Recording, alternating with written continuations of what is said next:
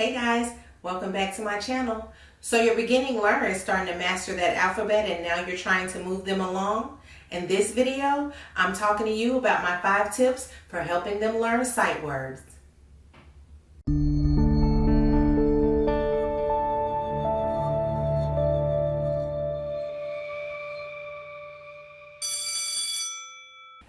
So we're mastering those letters and now we're ready to throw in some sight words to actually build our kids' vocabulary. But you want to know what are sight words and why are they important? Well, sight words are words that we typically use that kids, when they're learning to read, they typically see the most often, okay? The reason why they're called sight words is because we want them to, as soon as they see the word, be able to read it without having to sound it out. The reason being for that is a lot of the words that are considered sight words are not words that can be decoded because the letters that are associated with the word does not make the typical sounds that we have taught the kids that they make. So let's take the word was, for example, okay? Was, W-A-S, right? If a child were to pronounce that or to sound it out, they would probably say was, right? Because typically we have taught them that the W says w, the A says a, and the S says s. But in actuality, the word is pronounced was. As you can see, the beginning sound of W makes its initial sound, w, but that A takes on a U sound, right? And that S now assumes a Z sound, z, was, right? So that is the reason why we want to have the kids look at the word and be able to identify it on sight. Now, that is not to say that there are not some sight words that are decodable. Like, so take, for example, the word last. Last. L-A-S-T. That is a word that can be sounded out and it makes the exact sound. The letters associated with the word makes the exact sounds that the kids are taught, okay? So, when it comes to sight words, I don't think that there's just one kind of place where you can get them or a quote-unquote definitive word list. If your school does not have a certain list of words that they want your kids to know, you can also look up the Dolch words list or the Fry's words list. And I will put links to both of those in the description below where you can find those as you are helping your beginning learners, okay? So now, let's get in touch with these 5 tips that I'm going to help your beginning learner how to learn sight words. Hey guys, like this video and want to see more? Remember to hit like, subscribe, and don't forget that little bell so you can stay abreast of all the tea that I'm spilling. Tip number 1 is frequent exposure. Right? You want to be practicing these words along with everything else that they're learning. So like the ABCs, the letter sounds, contents or items that begin with those letter sounds. You want to be practicing that with them on a daily basis so that they can get used to it. We learn by repetition when we are young learners. So repetition and consistency is the key to making sure we are successful with learning our sight word. Number 2, I told you before that there are some words that are not decodable and that there are some words that are.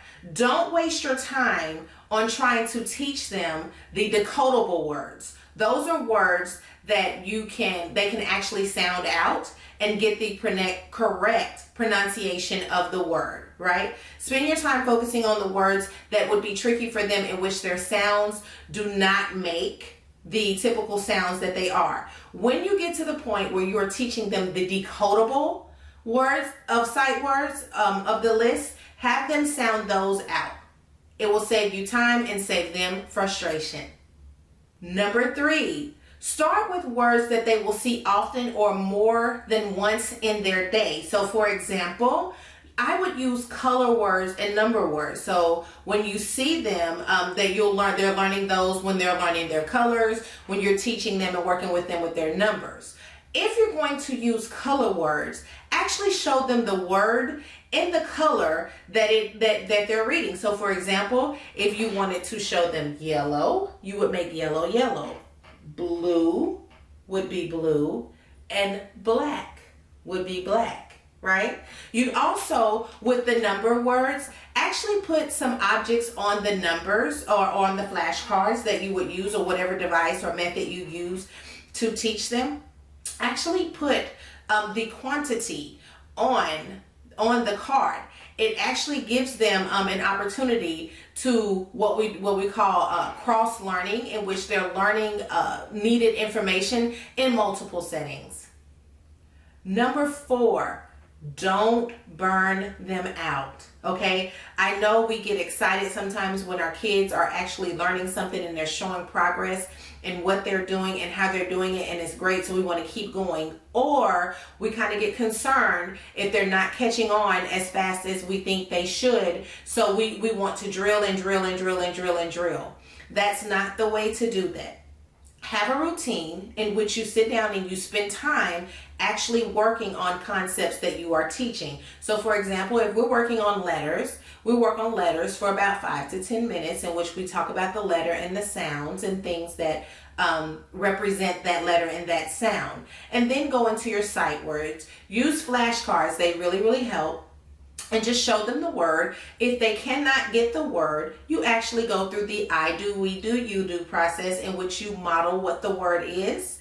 You guys say the word together, and then you have them say the word independently. Put that card, or make some kind of notation depending on what you're using, aside, so that you know that that is a word that the child cannot readily identify. And then you keep track of the words that they can identify and the words that they are struggling with.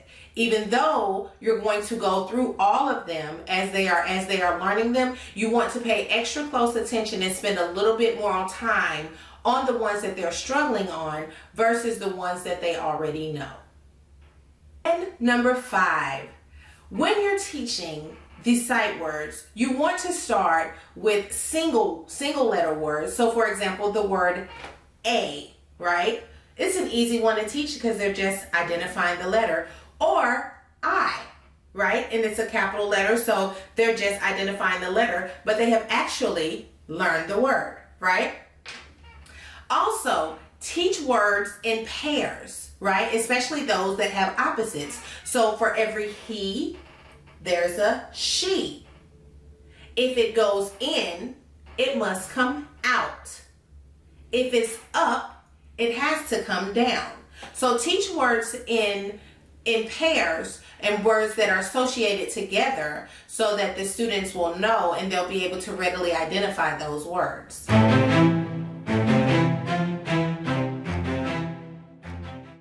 All right, let me show you a quick strategy that I use when I am teaching students sight words. It's really helpful, and it's a great way, especially if they are struggling with that word. It's a great way to use repetition and to really get them to get experience with the word.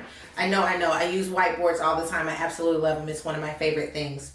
All right, let's look at the word was. Again, this word does not make the typical sound that is associated with the letters in the word, right? So we're going to do something that is called read, spell, read, in which we will read the word, we will spell the word, and we will read the word again, just to get repetition so that the child can actually hear the word. So we would say was, right? W-A-S, was. And you can do this with all of the words that they are struggling with, they're severely struggling with maintaining, and it really does make a difference to actually be able to hear the word, spell the word, and then say it again, read it again, to actually really hone in on those skills and really bring it to their memory. So that's it. Those are my 5 tips for helping your beginning learner learn the sight words, okay? Don't forget, I'm going to put the Dolch word list and the Fry word list down below. I'll put the pre-K and kindergarten list because that is really the area that I'm targeting. You will see that there are more grade levels associated with it, but when we're talking about beginning learners, we're talking about pre-K and kindergarten, so I'll attach those lists. Feel free to go through it. Use any of the ones that is associated with you or your learner. I hope that this video is helpful for you and you find some cool little strategies that you can use for you and your beginning learners at home. Until next time, class is dismissed.